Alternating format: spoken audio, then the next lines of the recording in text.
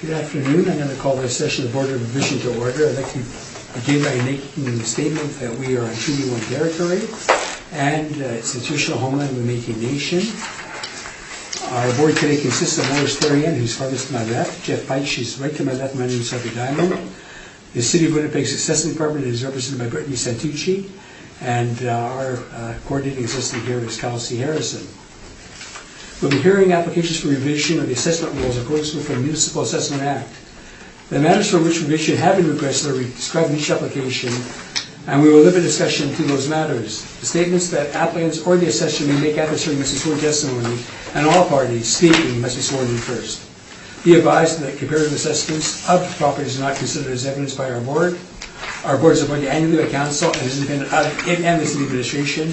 We make our decisions based on the evidence that we hear, and we issue written orders that we mail to all parties as soon as possible. Please note that our decisions to respect an application may be appealed to the Manitoba Municipal Board if the matter pertains to assessed value or classification, or if the Court Queen's Bench if the matter pertains to an application for exemption from taxation, and should a party wish to appeal, information that do so will be included with our order. We set the hearing process with confirmed matters to be addressed with each applicant following their swearing in. We will then have their testimony, or the assessor's testimony, followed by any questions that the applicant may have, after which the applicant may provide its testimony, followed by any questions. Each side will give an opportunity to summarize if they wish to do so. Once all the evidence upon an application is brought forward, the applicant may leave. The process will repeat for each matter on the agenda today. This will close after all applications have been heard, and we will deliberate in private after. We will make our decisions, which will be forwarded by registered mail as soon as possible. And the information today is being recorded and will form part of a public record. Thank you. Any questions? Thank you.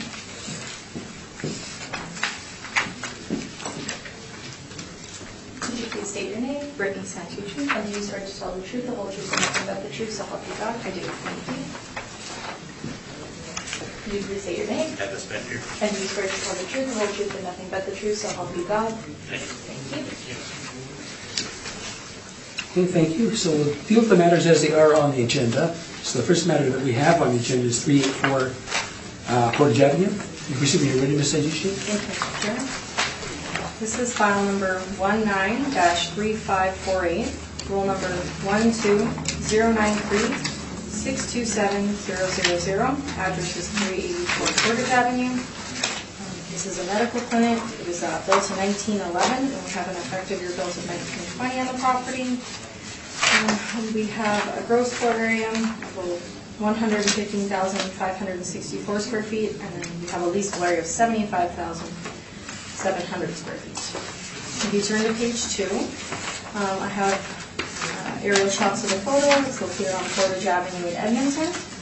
I have some exterior photos. I don't have any interior photos, but I have been in this building probably about, I'd say, a year and a half ago to vacate some tenants out. There's not really much left, and speaking to the interior quality, it's a bit dated, and I'm not sure kind of where they're going to go with it, but when I was there, I would say over 60% of the building was vacant.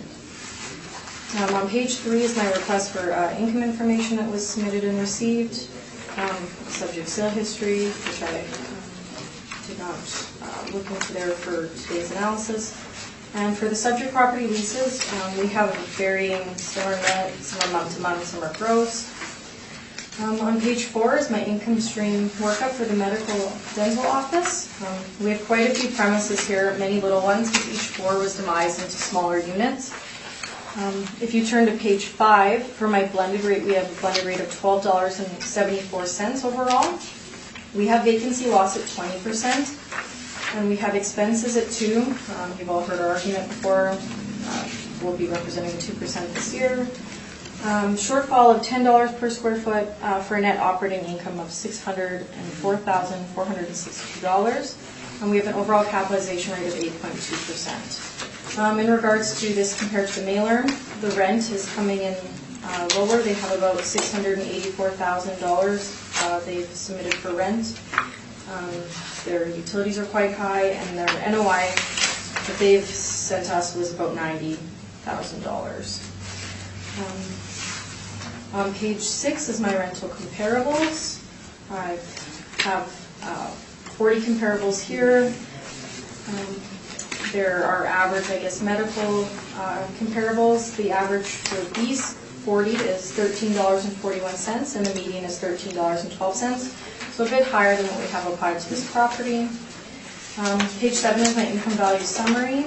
Page 8 is the capitalization rates. This would fall between 5.55 and 9.05. Page 9 is my Municipal Assessment Act excerpts. Page 10 is my income and expense questionnaire, just to kind of go through what they have here. I think the only change was just possibly more vacant space as well for this property in the past, since the last reassessment. Page 14 is some of the tenants they currently have on the rent roll effective May 2017. On page 15, I've submitted just a permit from 2018 that they were in the process of some interior demolition.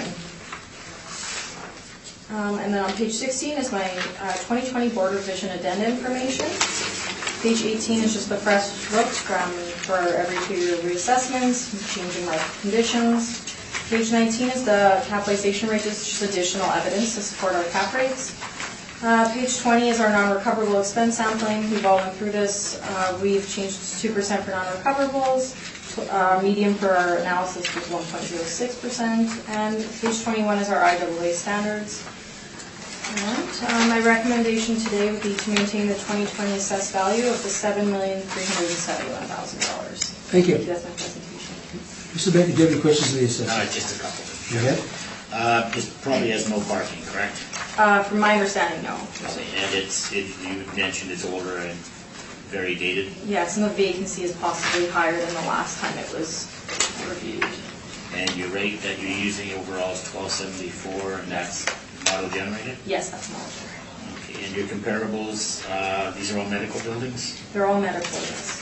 Okay, the one on 2100 Main, that one I understand has an effective age of 1975? Yes, it does have an effective age on that one. It's 2-story with lots of parking? Tons of parking in the rear, yes. Okay, 400 Cachet's got lots of parking, it's right across from St. B. Yes. And I guess that's all the questions I have. Thank you. Mr. Chair, do you have any questions of the assessor? Yeah, I'm just looking at the comparables. So on page 10, they show vacancy at 68%. Well, what's the history of vacancy on this building? From my understanding, it's experienced vacancy issues for at least the five or 6 years. Okay. So we currently have it 20%. I didn't have enough time to discuss with my supervisor. I think we also go to 25%. That might be more applicable for this property. I didn't compute that though for evaluations. Yeah, that was my question, because I know when you use 25, and anyway, that seems to be your maximum. Yes. Now, the mailer on page 10 shows the income at, I know you touched on it, but I just want to go over it, at 689. Yes. Potential, I guess, and you're at 964. I haven't looked at the square footage, 75,700, okay.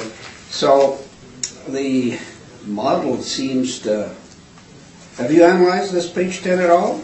Have you looked at it to see if it could play along adjusting figures on page 5? It was my understanding that the rental income they submitted is what they received. The potential would be higher than that. And that also is, so that's what there's they gross received. rents as well. Like it's not. Yeah. It's a Okay, mixture. it's not a net.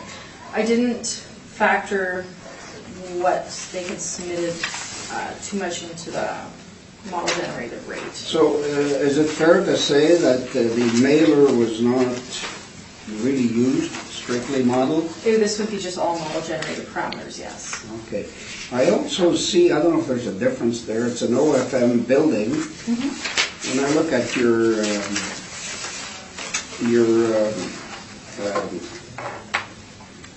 cap rates on page 8, we see office, but we don't see OFM, so where does it fit? We don't separate it out. Where do you fit it in? It's my understanding that we would it would be similar to our like OFS, where the low end is the 5.55 and the high end is the 9.05. And this Yeah. one's on the higher end due to, I'm guessing, the age and the size of the building. Yeah, that's it. Closer to, it's not obviously 9, but on the higher end of our capitalization rates. So, where's the cutoff year? It's a 1920 building, effective year. Don't you have, where's the cutoff on your rates? Because it's age, condition, and so on.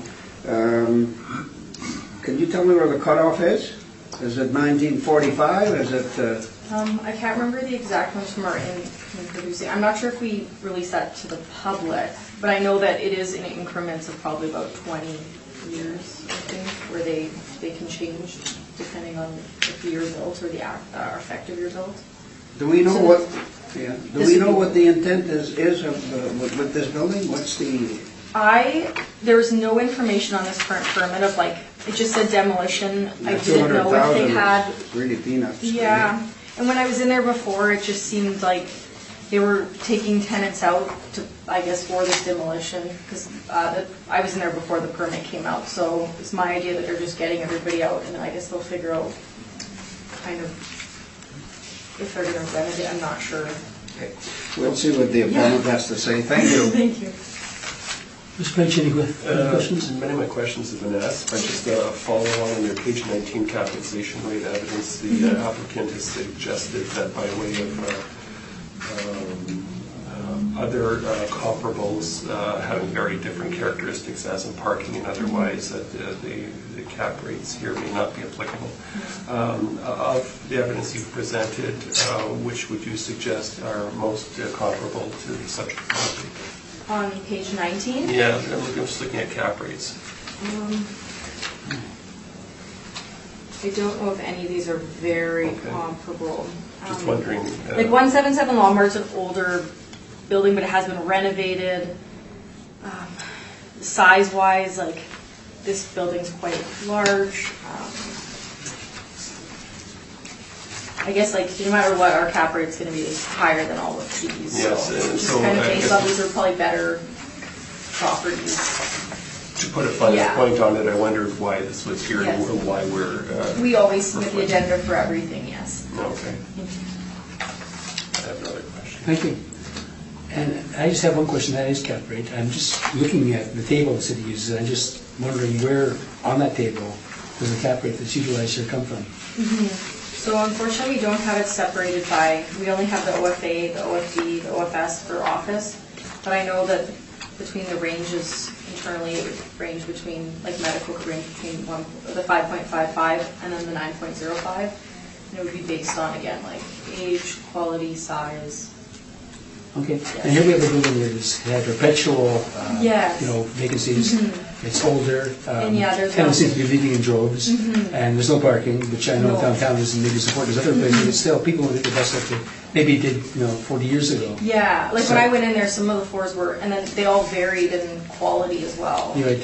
Some So- were completely vacant, some still had some tenants, but they were dated. Yeah, so I just wondering how the 820 was obtained, and It would be and- more- and wouldn't a higher cap rate maybe be justified because of this building? It could possibly be a higher cap rate, yes.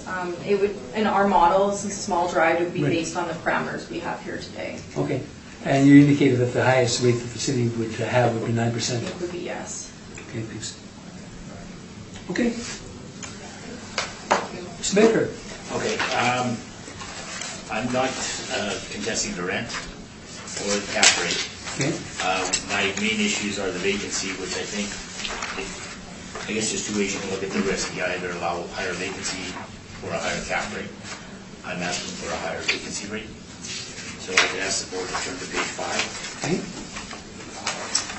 There was one question about if we have any history. Well, in the middle of page 5, there's a table there from 2012. 2012 was the low year at 35.91, and it's increased. The only time it stayed stable was 2014 and 15 at 59.66, then it increased to 64.77 and then to 68.71. I know the assessment doesn't like to go, partner doesn't like to go higher than 25%. I'm suggesting that it should be 30%, just based on the history of the property. And then if I could ask the board to turn to page 6. The other difference is we're going for a 7% non-recoverable as opposed to the city's 2%. And then at the capitalization rate, I got the capitalization rate applied by the assessors 8.2, provided that the chronic vacancy allowance of 30% is applied in evaluation of the subject. We would not disagree with this rate.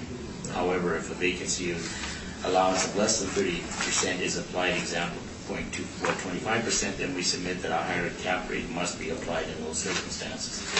So what we're doing is we're adjusting the vacancy rate to compensate for any increases in the capitalization rate. So based on the overall rent of $12.74 per square foot, 30% vacancy, 7% for non-recoverables, $10 shortfall, and an 8.2% cap, we're asking for a value of $4,875,000. And the rest of the information I have here is pretty well the same as what was supplied by the assessor. I'm open for questions. Thank you. Ms. Santucci, any questions of Mr. Becker? I don't think I have any questions.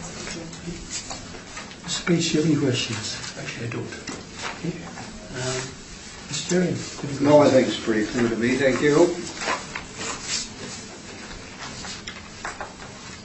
Okay, so basically what you indicated was that you don't necessarily like the cap rate, but if you have a higher vacancy rate, so it brings down the value. Yeah, one of them has to give. But you were looking at, you want to see something in the under $5 million range, though. Yes, the building hasn't gotten any better since the last reassessment. Okay, we'll do that with us, please.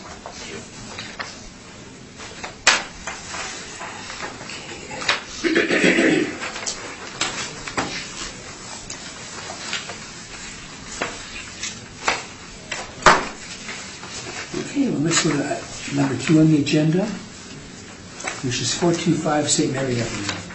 Ms. Santucci, when you're ready, you can proceed. Thank you, Mr. Chair. This is file number 19-3361, roll number 120936-98000. This is the address is 425 St. Mary Avenue. This is an older medical office located in the downtown. We have 2 actual year builds, 1942 and 1946, and it looks like we have effective year builds on both of them, just slightly higher.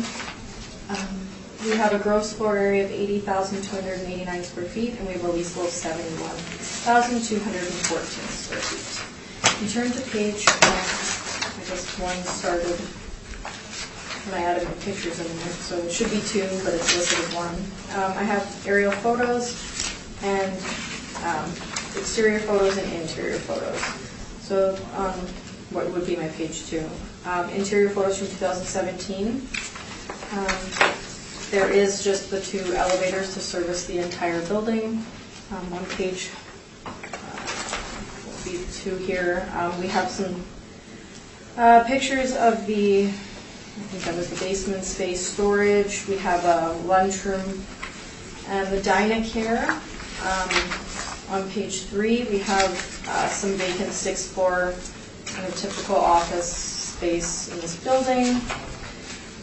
Page 4, some more office spaces, possibly a bit of a different finish. I've been in this building a few times just for business assessment.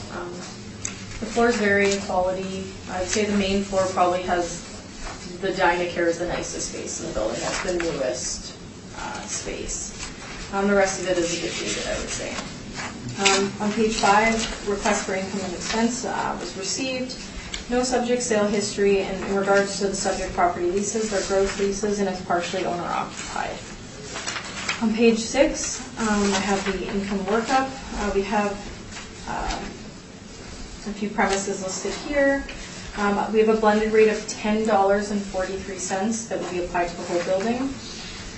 For this property, we also have a 20% vacancy applied. We have expenses at 2%. We have a shortfall at $10, and we have a capitalization rate at 7.8%. After kind of going over the last property, The cap rate's a bit lower for this one. The vacancy is also at 20, and I'm not sure if that maybe reflects the current vacancy. And then for the capitalized value, we have $5,641,000. On page 7, I've used the same comparables. So our blended rate falls, I would say, below the average and the median for the comparables. Page 8 is just the income value summary. Page 9 is the capitalization rates. If we turn to page 11, that's the start of the 2017 income and expense questionnaire. So that's where I found out it was partially owner-occupied. They were gross rents. It says they have an average vacant is 25%. And in regards to rental, the rental income is $238,626. It is lower than our potential rent because it doesn't take into account that the owner doesn't pay rent. And then on page 13, we just have listed some of the tenants in the space. Just gross rents for the, I was saying on the main floor, the Gamma Dynacare, there's an optical, and then in the basement there's physiotherapy. On page 15 is the start of the 2020 Board Division Addenda I went over. And my recommendation today is to maintain the 2020 assessed value at the $5,641,000. Thank you. That's my presentation. Thank you. Mr. Baker, any questions? No, I don't have any questions. Mr. Pence, do you have any questions? I apologize, you may have said it, but your statement here, this is modeled. All model drive parameters. All model. Yes. Yeah. And again, around cap rate, 7.8, that's derived how? It's just derived through our model for the capitalization rate based on type of building, quality, and age. Is that to be found in the package somewhere? No, we just speak to the... Okay. I have another question. Thank you. Mr. Any history on the vacancy situation? I'm not as familiar with the vacancy on here. When I went to this building, I only went to the 6th floor, which was vacant, and I was mostly there for the Gamma Dynacare on the main floor. So I'm not really sure how the other floors are. I know it's owner-occupied and it changes, so I guess depending on if doctors leave and whatnot. Yeah.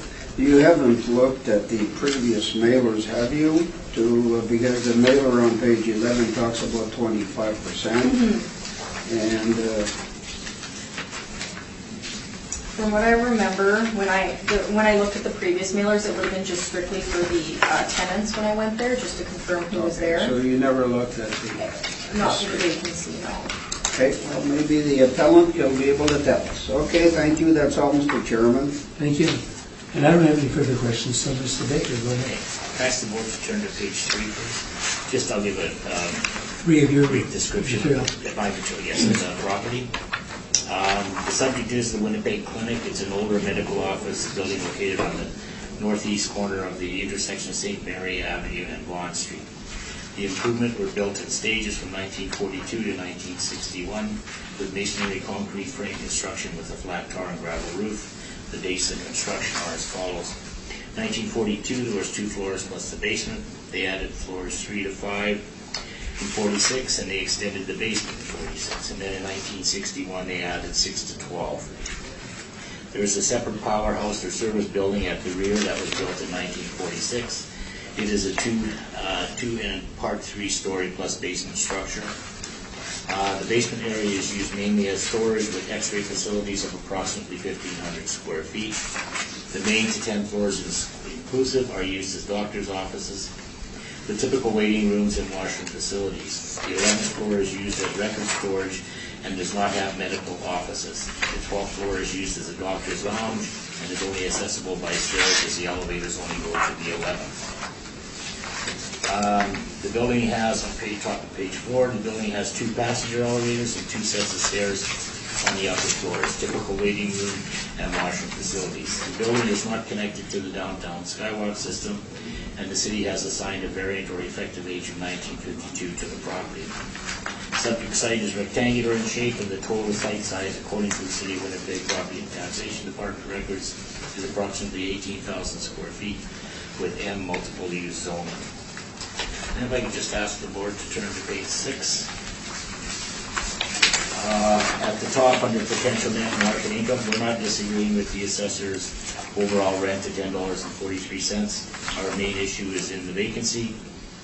I don't have a table like I had for the last one, but the reported vacancy for the property has consistently been in the 25 to 30% range in the years leading up to the reference date. The subject is an older medical office building that does not typically attract new practitioners, and the medical group occupying the majority of the building is only large enough to occupy roughly 70 to 75% of the space at any given time. It's almost like a doctor's co-op that owns this building. And what they're having trouble is getting newer doctors to sign into this, because they can go and get office space either in a hospital or somewhere close to a hospital that's cheaper, and they're not tied to this building, so you don't have to buy shares, etc. So as the older doctors give up their practice, a lot of the times the space is given up as well. So that's why they usually have a higher vacancy rate, because they can't attract new people. These vacancy issues are entirely consistent with the chronic and documented vacancy problems being experienced by two other older medical office properties in downtown area, being the Boyd building we just dealt with, and the other one, the Medical Arts building. The Boyd was experiencing vacancies exceeding 50% in 14, 15, 16, 17, while Medical Arts building on Kennedy had been reported vacancies of between 30% and 40% between 2010 and 2013, and reported to be higher still after that. It's now being converted to apartment building. In these circumstances, we submit that the vacancy allowance of no less than 25% should be applied in this case. This rate will be applied in our valuation. For the 2018 reassessment, the board accepted 25% as well. We're using the assessor's shortfall of $10, 7% for non-recoverables. And top of page 7 under capitalization rate. Again, the capitalization rate applied by the assessor is 7.8, provided that the chronic vacancy allowance of 25% is applied. In the valuation of the subject, we would not disagree with this rate. The board accepted a rate of 8% for 2018 appeal.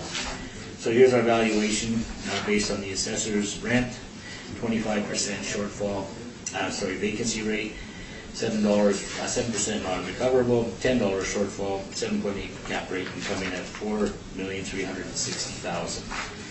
If I could ask the board to turn to page 16. This is from the last reassessment, the appeal process. This is a board order where they reduced the value from $5,509,000 to $4,623,000 based on the applicant's evidence. And then on page 18, this is a copy of the workup that was provided at the hearing. The only difference in this one is that the rent is actually dropped from $1,103. It's now overall at $10.43. The board allowed the 25%, $10 for shortfall, 7% for non-recoverables, and they used an 8% cap, which was the rounded value of $4,623,000. So in this case, I'm actually asking that it drop even further to $4,360,000. And I'm open for questions. Okay. Mr. Tucci, any questions? I don't think I have any questions, no, thank you. Mr. Terry, do you have any questions? Well, I'm always stuck on that vacancy thing. You're not being specific. No, I don't have I gotta go look for it. Yeah, I don't have a table like the last one. No, The last but you were saying it's been consistently been in the 25%, 30 range. Yep. Could you give me years, or you just?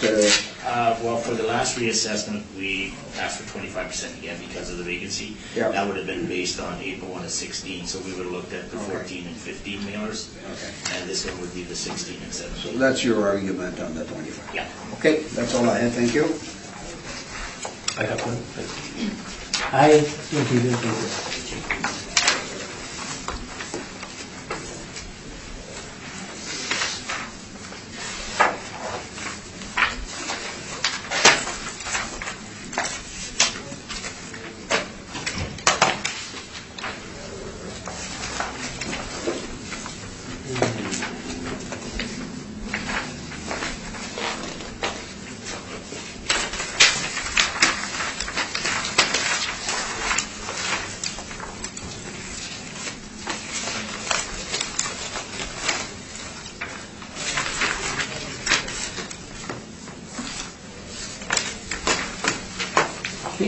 Item number 3, 693 McDonald Street.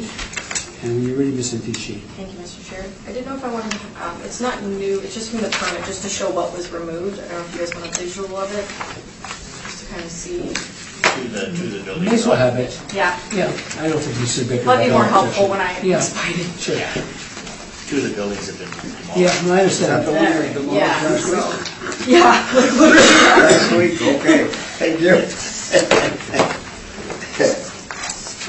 you. So I'll start off with the file number. This is file number 19-3608. Roll number 14100128740. Address is 693 McPhillip Street. So for this property, on the front page here, we have some actual year builds, some effective year builds. And the plan area has now changed for the footprint. The remaining building on this document I just handed out here, the 693 McPhillips, the plan area is 3,368 square feet. The basement space is now dropped to 1,884 square feet, and we have a gross floor area of 6,989 square feet. And I've adjusted the land to pond ratio to, it's actually only 3.71, so even with the 2 buildings gone, I didn't think it was necessary to add any additional land value or anything for this property. So I'll take us through the brief. On page 2, I have some aerial photos. So in the middle photo of the medical office, the building to the, or the addition on the medical office is to the right. It's almost sandwiched in between the original medical office and the 2 properties that were removed. So the addition's from 2009, and the original building to the left is from 1925. Just want to point that out. And then my other exterior photo just shows there's 9 parking stalls in the rear I counted, and I think they needed by the bylaw, when I recalculated the gross areas, 9.3 stalls. It was 1 stall for every 750 square feet easily. So on page 3, no subject sale history, the subject property leases, it is owner occupied. For the income and expense, I think it doesn't show up on here because there was a read box. The owner had land titles merge all 3 properties into one. That's originally why we merged these other 2 older buildings onto this roll number. So if we turn to page 4, this is the income stream that will be applicable today. This is for the medical office. So we have 3 premises.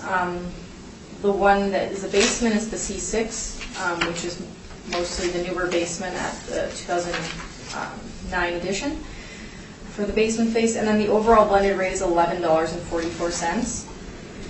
So we use the 5.5% vacancy loss. Capitalization rate at 9%. I'm thinking that's due to the location and the original age of the building, not just looking at the addition. And for a capitalized value of $793,000. On page 5 are my rental comparables. We've gone through these ones already. So the blended rate falls just a bit lower than my comparables, but that's due to the fact that there is some basement space factored in there. So page 6 was the OFS income stream. That one's no longer there. I removed that.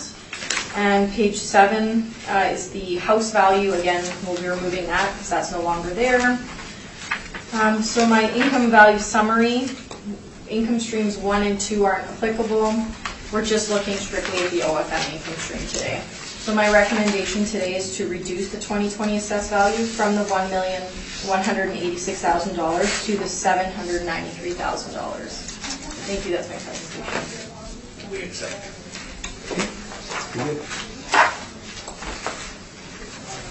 Any questions?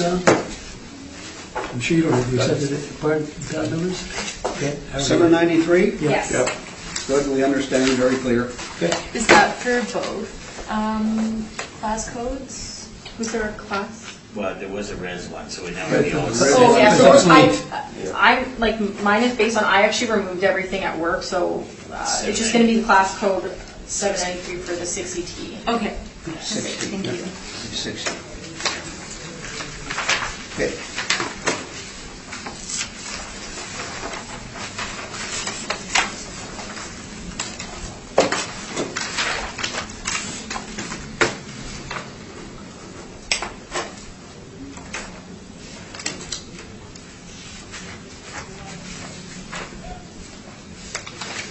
Okay, that brings us to item number 4 on the agenda, 220 Marion Street.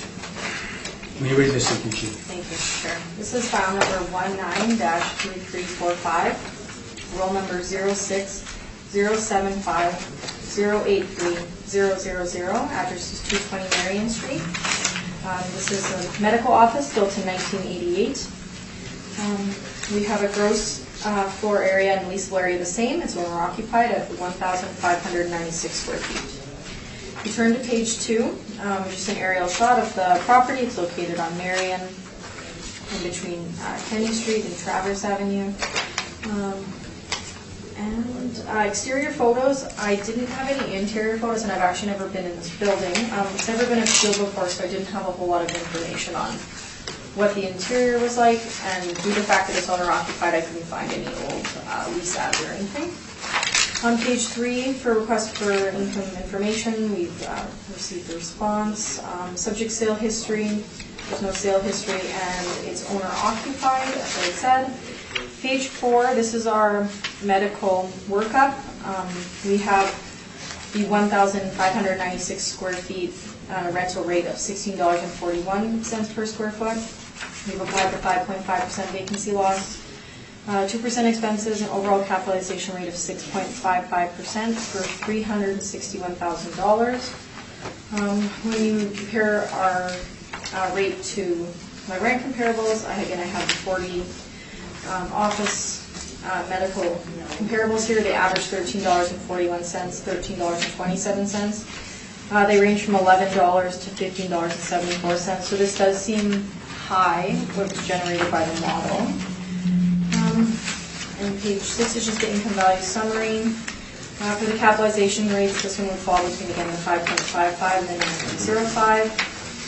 On page 9 is the 2017 income and expense questionnaire, just to show it's fully owner occupied, no rent, and again, just owner occupied. So my recommendation today is just to maintain the 2020 assessed value of the $361,000. Thank you. That's my presentation. Mr. Baker, any questions? Just a couple, Mr. Chairman. Go ahead. If I look at your comparisons on page number 5, I go down to number 6. Yes. The one at 6010 Roblin. Yes. 1980, so it's just slightly older than the subject. Yeah. It's got a 5-year lease starting in August of 17, and the area is slightly larger at 14. Is that fairly comparable to the subject? Yes, I would say so. That's all my questions. Thank you. Mr. Page, do you have any questions? Mr. Chair, do you have any questions? Yeah, see, I had looked at those on page 5, those comparables as well on previous, and they were, we were looking at 1952 buildings, 1920 buildings, so I never raised it on the year built, but it's basically between 1965 and 1980, so I didn't know how they were relevant, but I'm just making that comment. But today this is closer to what this building is of 1988. I would say with the effective year built versus the actual year built, some of the spaces in Taché vary as well by unit. So it would be more of like speaking to ones that are a bit higher, and like let's say for example Taché, they would be maybe a bit more of a renovated unit. Even though the actual year built is lower, some of it is, I would say, comparable. But again, the model's driving a higher rate. So a 1920 building, compare it to a 1972 building, you figure this is... For 1928? Or No, I'm just bringing, I'm going back. Okay. I'm just an old guy that's going back on stuff that I had seen on previous applications here. That's okay, I understand. Okay, what else have I got? Owner occupied, okay, I'm fine, thank you. Yeah, I don't have any questions. Mr. Baker. If I could start you've all seen photos of it. If we could start on page number 6, under the potential market rent. The total potential market rent applied by the city is $26,190, or $16.41 per square foot over a leasable area, 1,596 square feet of main floor space. Subject property is owner occupied, and we look to the market. Now, some of these are similar comparables that were used by Brittany. First floor are at 2110 Main. The next one is 236 Osborne. This is the one at the corner of Osborne and Donald. We have another one at 865 Waverly. We have some on Taché that were built in 1975. We have one at 3025 Portage Avenue that was built between 1986 and 2002. And then we have 1250 Waverly, which is built in 2005. Our average on these is $14.55. Our median is $15, and based on location, age, and small land to building, we're using a rent of $14 per square foot. Under the land, the land area is 4,043 square feet, but if you were to look at the picture on the page 3,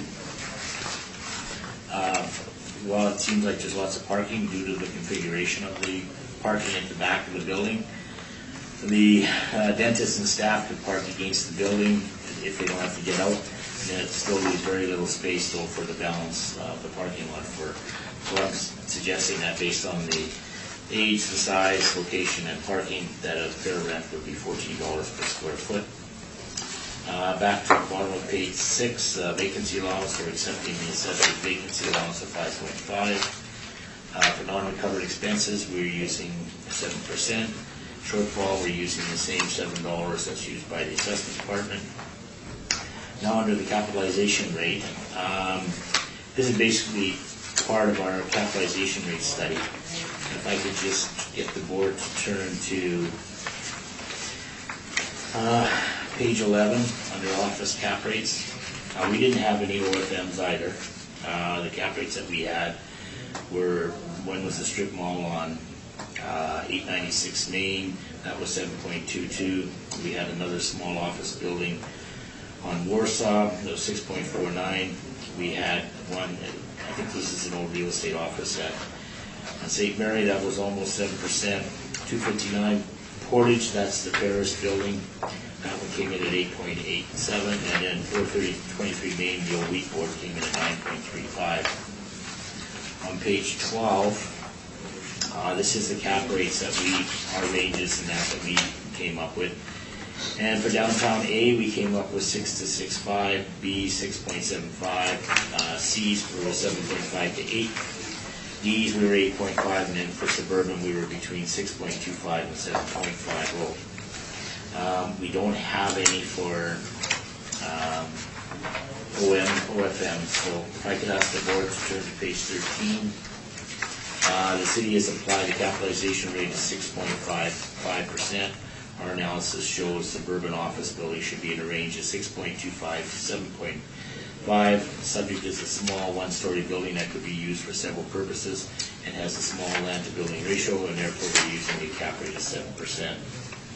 So based on 1,596 square feet of leasable area, a $14 rent, $5.5% vacancy, 7% non-recoverables, $7 shortfall, and a 7% cap rate, we come in at a rounded value of $272,000. And I'm open for questions. Thank you, Mr. Teach. Any questions?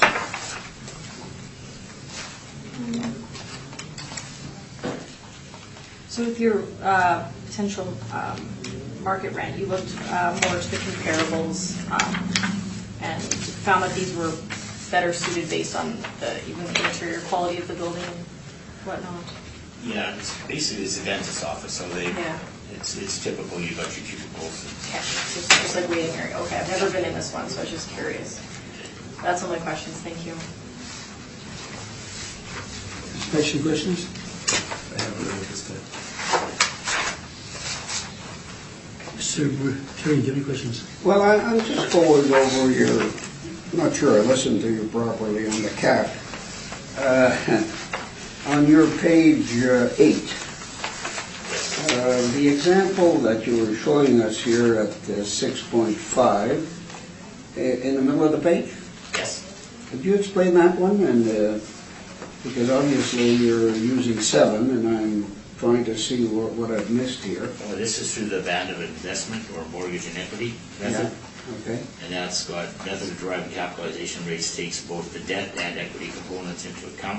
Okay. Typically, the debt constitutes the majority, 75% of the transaction price, and therefore the cost of money is a key component in the capitalization rate. However, the investor's equity capitalization rate or rate of return on your equity investment is also an important component.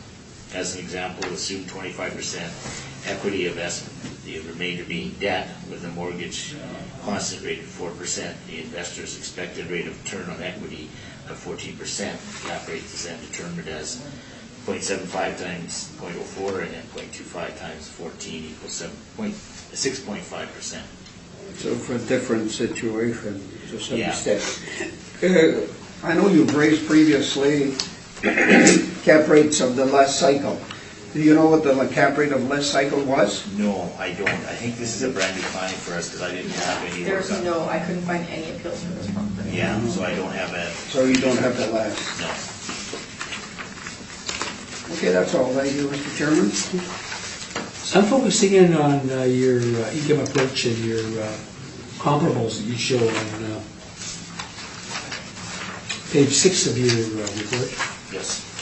And I note that with interest that the most close in proximity property of comparables are number 7 and 8, both in the same building on Dash A. Yes. And I'm just wondering why both units there seem to be pretty well comparable, but there's a significant divergence in the rent that's obtained between the two. Yeah, they're about a third the size. No, it seems 539 and 525 is the total leasable area, isn't it? Yeah, but the subject is 1596. No, I understand that. I'm talking Yeah. about the comparables between the properties, these properties themselves. Oh, I'm between talking those your two comparables here. Oh, yeah, no, I'd You know, actually. and it seems to be you're more relying on the $14 one, but the other one is $18.37, Yeah, and they're in the same building. I think that the guy who's paying $18.37 should be upset, or the guy who's paying $14 should be very, very excited, because the leases start at the same time. yeah, It's just there's no comprehension to, Yeah, you know. I don't know why there'd be such a. But at the same time, they are the closest to the proximity to the property that we've got before us today, Yes, and dental offices as well. I actually like the comparisons. I questioned Miss Santuce on better when they were up to $14 and 400 dashing. You know, well, anyway, you've got no. I have no reasoning as to why there'd be a $4 difference for some that are similar. But even if you take the median between the two of them, you'd be looking at something like around the $16.50 range. Between those two, yes. Yeah. Yeah. Thank you.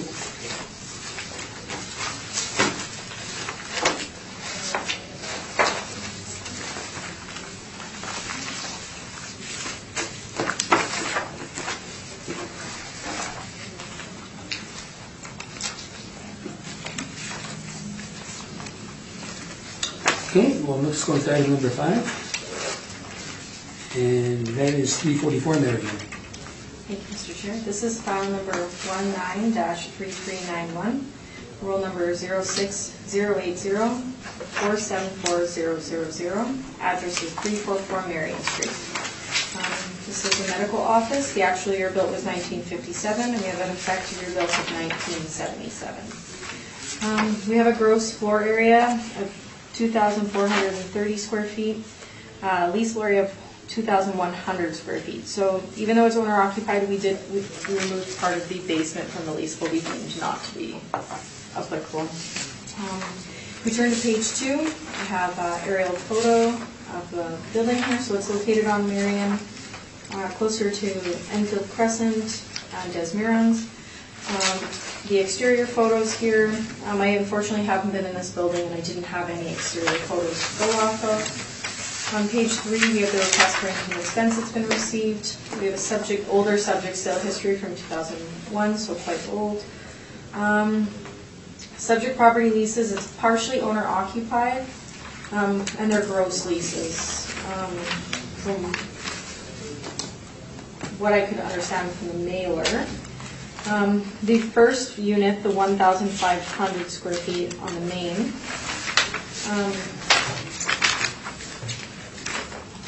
I'm not sure how they worked this out with the leasable area, but what I calculated shows the first one was at 1440, but then again, that's the owner-occupied unit. I'm not sure if that's a typo in here, if they both are what they listed. So they list them both at 1,500 square feet, but technically the main floor is 1,500 square feet, so I didn't put much weight into this information.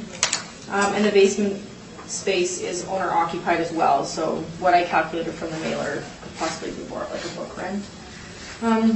On page 4, I have the office medical income workup. I'd like to point out with this one, we have the 2,100 square feet all under one premise.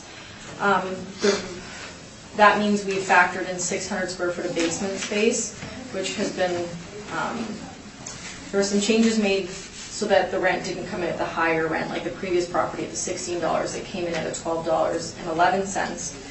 So hypothetically, if it were to be separated out, which I reviewed in our system, we would have the 1,500 square feet at about $14, and the 600 square feet could be at $7.39, or depending on what we do the basement, we could put the basement lower and then the main floor higher. And that's kind of how I worked it out in my head, because I was very confused why we had it under one premise.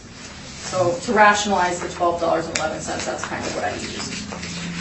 For the vacancy loss, the 5.5%, expenses 2, capitalization rate is 6.55%, for an overall value of $347,000. On page 5, I have my rent comparables for 40. The closest properties would be the Taché. The averages are $13.41. The median is $13.27. So the subject here is a bit lower, but again, we have to factor in that there is 600 square feet of basement space. And then on page 9 is the start of the 2017 income and expense questionnaire. So it just shows partially owner occupied, gross rent. It shows the 1,500 square feet main floor, 600 square foot basement, 5 parking stalls, and then the information on the subject property leases I got from page 11, which they don't quite work out. So my recommendation today would be to maintain the 2020 assessed value of the $347,000. Thank you. That's my presentation. Thank you. Mr. Baker, questions? Okay, so the $12.11 is model driven, It's model driven, yes. so roughly $14 and $7. About that, that's what I kind of hypothetically did based on other properties I've seen in that area. Yeah, this is decent parking for the area. There is some parking. Okay, that's all the questions I have. Again, Mr. Cox, do you have any questions? Mrs. Herring, do you have any questions? No questions, thank you. And I don't either, so thank you. Okay, if I can start on page 3. So the property is a one-story wood frame structure located at the southeast corner of the intersection of Marion Street and Enfield Crescent, and is used as a dental office. The subject was originally constructed in 1957 when some 1,625 square feet, about 73% of the property's usable 2,100 square feet were constructed, and only 575 square feet, about 27 were added in approximately 1991. The building has a plan area of approximately 1,500 square feet and a gross floor area of 2,430, with a rentable area of 2,100 square feet. Interior finish is unremarkable and typical of standard office finish, and is considered suitable for general office use. Flooring generally includes a mix of carpeting, tile, and vinyl flooring. We were advised that the previously reported structural issues with the property have been repaired. At one time, they had problems with the basement area. Subject to slightly irregular in shape, and the total site size, according to the City of Winnipeg property tax, and is approximately 4,617 square feet. It is zone C2. Page 4 is an overhead and a picture from Enfield showing the property. On page 8, the market rent. Subject property has been valued by the Assessment and Taxation Department with a blended April 1, 2018 market rent, $12.11 per square foot overall, including basement to the 21 100 square feet of leasable area. As of April 1st, 2018, the subject property was owner-occupied. Related parties, therefore market research for comparable rent was undertaken, and the following comparisons were found. You've seen these before. These are the same ones on Main Street, Taché, and Portage. The median and average dropped on this to $12.36 and $12. Based on the foregoing and with consideration given to all factors, the April 1 market rent for the subject property is estimated at $13 per square foot for the main floor space. Basement space will typically rent for less on a per square foot basis than main or upper floors. The net rent for the basement space is estimated at $6.50 per square foot, or 50% of the main floor. Based on that, our overall rent is $11.14 per square foot based on 2,100. We're using the same vacancy of 5.5, shortfall of 7%, 7% non-recoverables. Now for capitalization rate, I'll ask you to turn to page 30. We do have some history on this property. For the last appeal for the 2018 assessment, the board reduced the assessment using the assessor's net operating income and a 7.5% capitalization rate. My logic between pages 9 to 15 are that the property should be assessed at a 7% capitalization rate. So on page 15, I have the summary of my value. 2,100 square feet of leasable area with a total potential income of $23,400. 5.5% vacancy allowance, 7% non-recoverable, $7 shortfall, and a 7% capitalization rate. I'm suggesting a value of $282,000. I do have some photos of the property starting on page 18. 18 are some exterior photos, the south and west and south and east sides. 19 is the main waiting room and reception area. 20 is one is office space and one is a dental space. 21 is another dental space and basement lunchroom storage, and in the basement lab space. And 23, the basement furnace. So based on our evaluation, I asked that the board reduce the assessment from $247,000 to $282,000. Thank you. Thank you. Any questions? Yeah, for your basement pictures, so that would be the 600 square feet, the lab area in the basement, we just... Yeah. Do that, okay. And then you just said the main floor is just of average quality. You know, I followed somebody else's, I would never say remarkable, unremarkable finish. That's not my words. That's fine. Thank you, that's my questions. Mr. Terry, do you have any questions? No, I don't, thank you. Mr. Vice, do you have any questions? Just on the point of the unremarkable quality, so would it be characterized as below average? Average or above average? I would, to me, it looks like average dental space. You know, there's nothing wrong with the space if you look at the photos. You know, it's decent space, got good lighting. I should have taken out the word unremarkable because...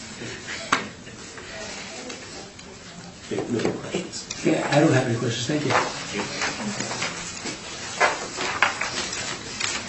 We take a 5-minute break, Mr. Chairman? We can.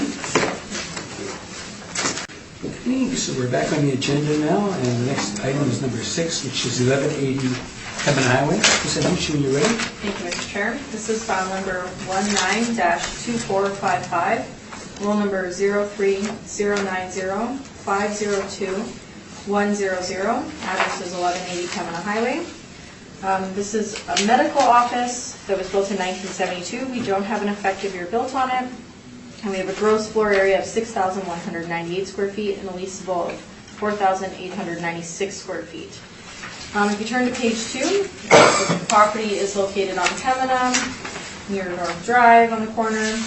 With the exterior photo on page 2 there. I've been in this building as well. It was for a chartered accountant's office. So part of the building is just regular office space, and I think possibly one unit left is actually medical. So if you turn to page 3, no subject sale history, no request for information was submitted. This is what I've worked out from the mailer, that there is some rent per square foot of $5, $12, $9.23. On page 4, I have the income stream workup that was model derived. I would like to make a recommendation today to adjust the rent per square foot and the overall, the net operating income. So looking at a lower rental rate per square foot, just based on the fact that a large portion of this is just your very average basic OFS office space. So my revised net operating income would be $54,794 square feet. And if you apply the capitalization rate to that, we come up with a value of $772,000. And I'll just point you to my comparables on page 5. So I have picked some more medical comparables, obviously, in the Pembina location, St. Mary's. These would be more medical-based, some nicer space. So I still feel that the 1250 is appropriate. And if you turn to page, I do have some photos. On page 13, this is just an old lease ad from 2015, where they were requesting a net rent of $10 per square foot. And page 15 just shows some quality of the space. When I went there, it looked very similar to this. So again, not like your typical dental office space, just very basic office space. And the main area doesn't really have a front reception. You walk in, and it's just that brick corner there, and there's just a sign that shows where the tenants are. So a bit different than like a normal medical, a multi-tenanted medical building. So my recommendation today is to reduce the 2020 assessed value from the $918,000 to the $772,000. Okay, we'll accept. That's acceptable. Okay, and I think there will be any questions, but if there are, will be asked now. Okay, thank you very much. So it's basically to reduce the rent per square foot? Yes, just to reflect. Right. Okay. Thank you.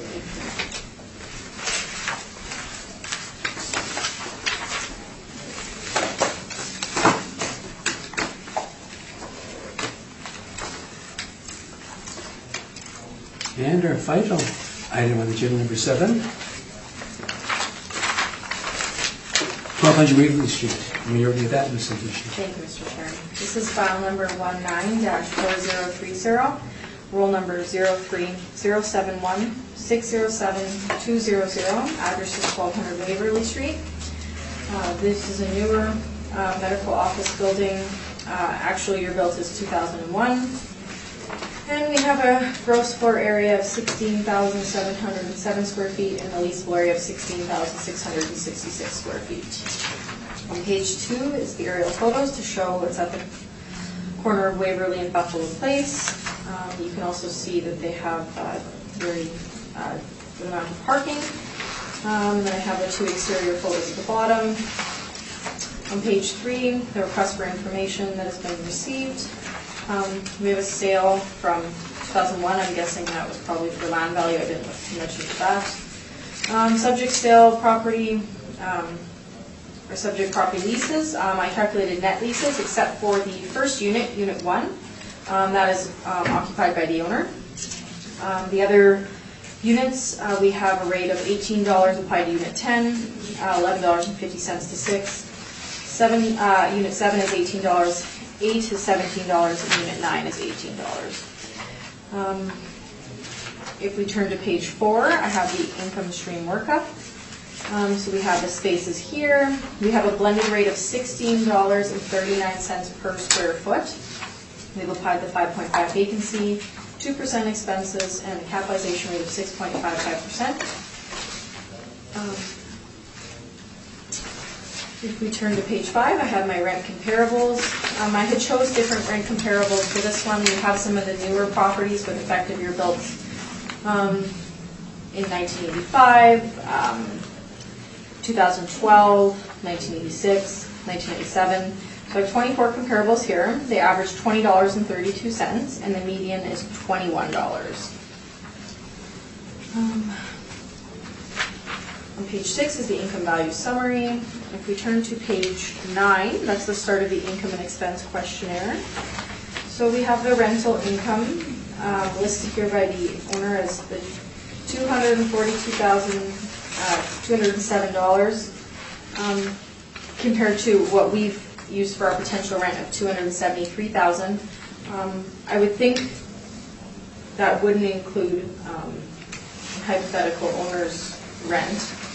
But when I was curious about that. I calculated out from my page 3 the monthly rents that I had calculated there, multiplied them by the 12, and I had come up with a rent received of $191,000.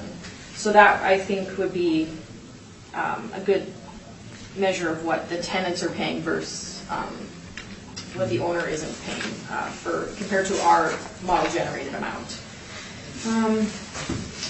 I have the net operating income at $131,638. Hypothetically, I would probably remove the landscaping, not that one, the bank interest and charges, which is phenomenal, $250. Page 11 is where I got the rental tenant information from. Just shows and confirms that unit number 1 is owner occupied. On page 13, I just have an old lease ad from 2012. Just talks about the building. Page 14 shows some of the units and when they were leased. And in regards to the quality of the space, a lease ad from 2019, just to show some photos, no information for that one. And my recommendation today is to maintain the 2020 assessed value of the $3,764,000. Thank you, that's my presentation. Thank you. Mr. Baker, any questions? So again, it's model driven, Yes, and the cap rate is 6.5 standard. 6.5, yes. That's all the questions I have. Mr. Terry, any questions? Yeah, just looking at the mailer, I'm trying to make sense of it. I see the income was, I know you touched on it, but the net rent indicated in there, don't know what it means, but $242,207. Then you've got the parking and you've got the billboards, and I see a bunch of recoveries here at the bottom. Yes. 43, 53, and property tax recovery, so really, in my view, bumps up the income, although on the other hand, I see the taxes are, they're recovered, but then there's an expense on the other side. I guess my question is, I know you looked at it and you come up with the 191, but then excluded the owner's space, so we apply like a mark. I thought that based on the net rents per square foot that are in place and my comparables, that our potential net rent seemed fair at the blended rate of the 60. Okay, after you've taken both, whatever's said here plus the rent you applied to the owner, you felt 273 was a reasonable income amount. Yeah, I thought if we wanted, possibly if they rented out 4,000 square feet, they would get somewhere between, I'm not sure what the $11.50 unit looks, $11.50 unit looks like, but somewhere in the range of $11.50 to $18. And your comparables on page 5 is the new building, 2001. Now I've got to look at the square footage here, 16,000. Although they're broken down in different units. Lorimer would be the 2012 would be the newest one, and some of those units vary from, there's like a 4,700. There's also Roblin, which has, I know it's 1977, but I felt that was comparable with a larger 3,000 square foot unit at $15. So there's quite a range here. Yes. 15 to 25, I guess, or 29. Yeah, I think the lowest one is 15, and then the highest one is, $29. but the $29 one, based on economies of scale, it's 389 square feet. Yeah, so that would be. I didn't really. No.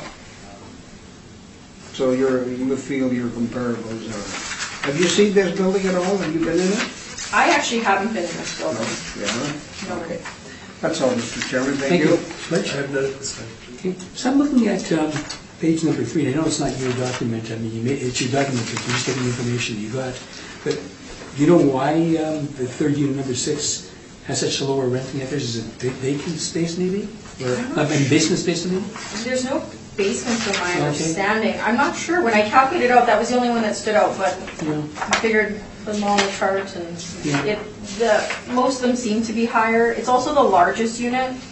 And unit number 6, bio Yeah. search Inc., I'm not sure. Okay, maybe because of size. Maybe. Maybe. And in any event, you had a effective rate that was lower than all of the rent charges except for the 11 rate. Your overall rate that you used. It's $16.39 Yeah. for the whole building, yes. Okay. Okay, that's my questions. Thank you. Okay, if I could ask the board to turn to page 7 of my presentation. In regards to the rent. The subject property has been valued by the assessment taxation department with a blended April 1 market rent of $16.39 applied to 16,666 square feet. The first table you see there is the ones that were in place at the time. The owner's space, you had 4,083 square feet at $12.50. The next one is Can-Am Bio Research. They're not a medical office. If you actually look at the mailer, the owner classifies them as 10, which is other. Then you have the nature doctors, and they have an August 9 lease for 18. And you have Carol Edwards. This is just regular office space. That's a 14 lease for $17, and then the, just 1 second, I think I might have.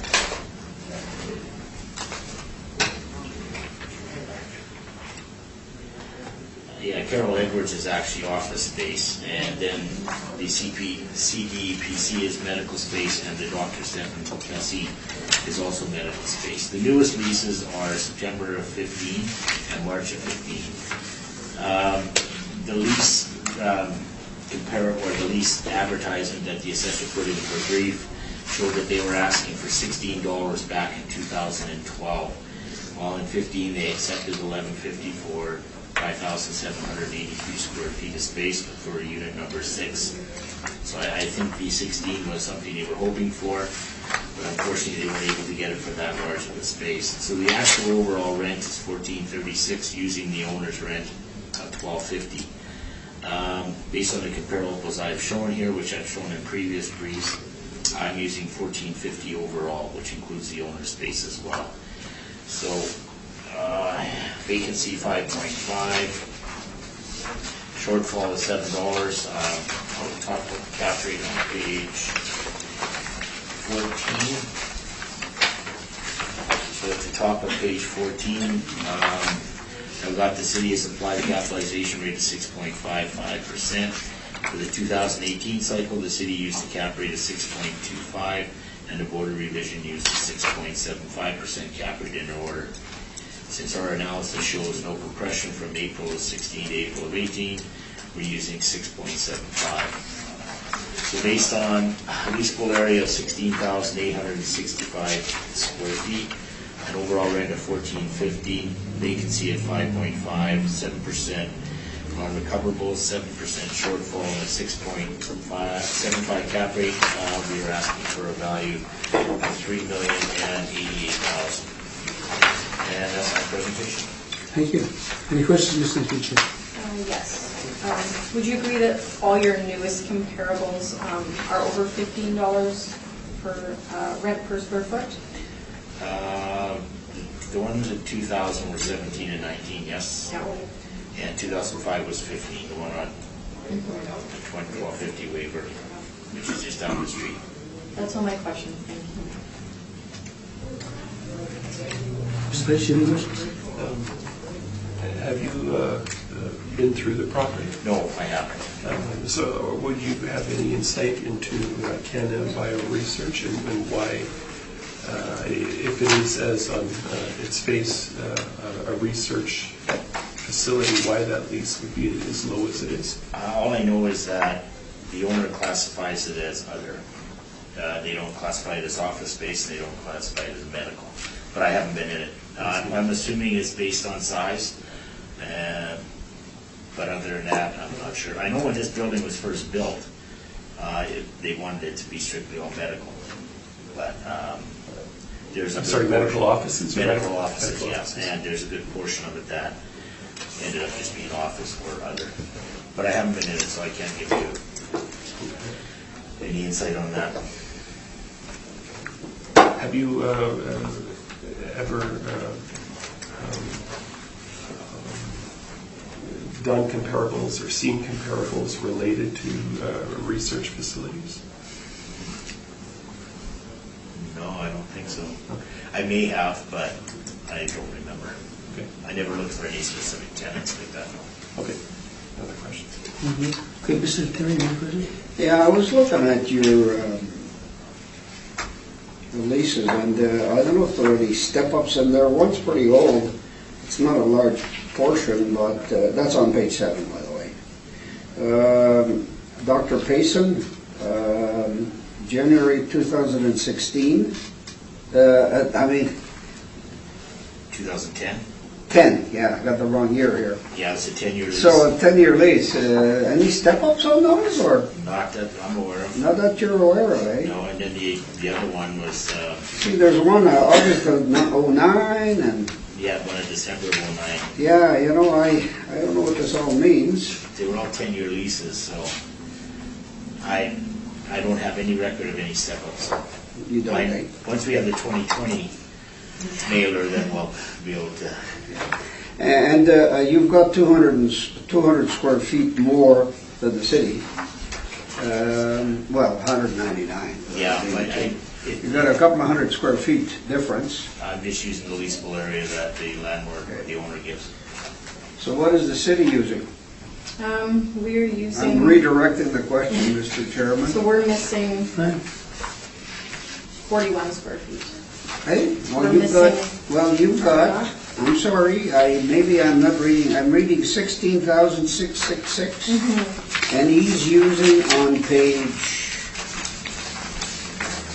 14, 16,865. I'm not sure.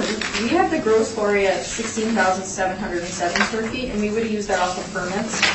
We don't always take the numbers directly off the mailers that they submit, so I would feel comfortable saying it's the our amount. Because we would have taken the gross floor from plans. My area is actually 200 square feet larger than the building. Yeah, so And then the I would building? think that it would Oh, I never noticed that. Yeah. sometimes there can be I- errors with the number when they write them in. That's pretty so- good. You stretched it. Visiting. That's good. I love those. Maybe there's a trick we don't know about yet. Yeah. Okay, so 16,666 must be okay. I would think, it's fairly new construction, I would think the city, the permits we would have would be correct. Okay, well, I was looking at the step-ups and I found this, okay, on your cap rate, 2001 building, you're using 675, Yes. because that was what was used the last time. Yeah. Is that your logic? Well, plus our study shows that there's no compression in between 16 and 18. That's all, Mr. Chairman, thank you. Okay, so if, in fact,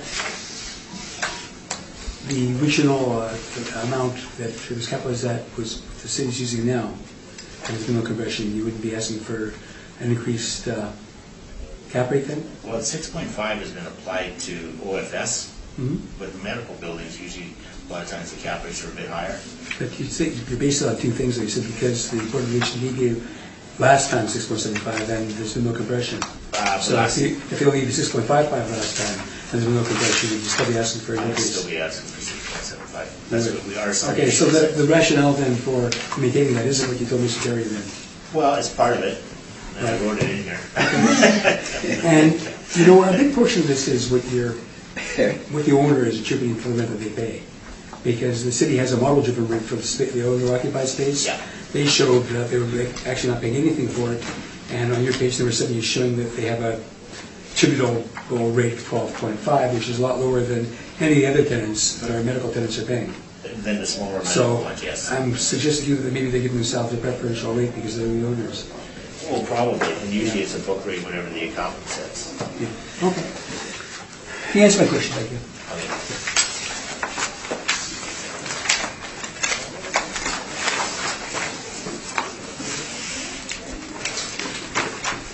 Well, thank you very much. Everybody, we got through this very quickly with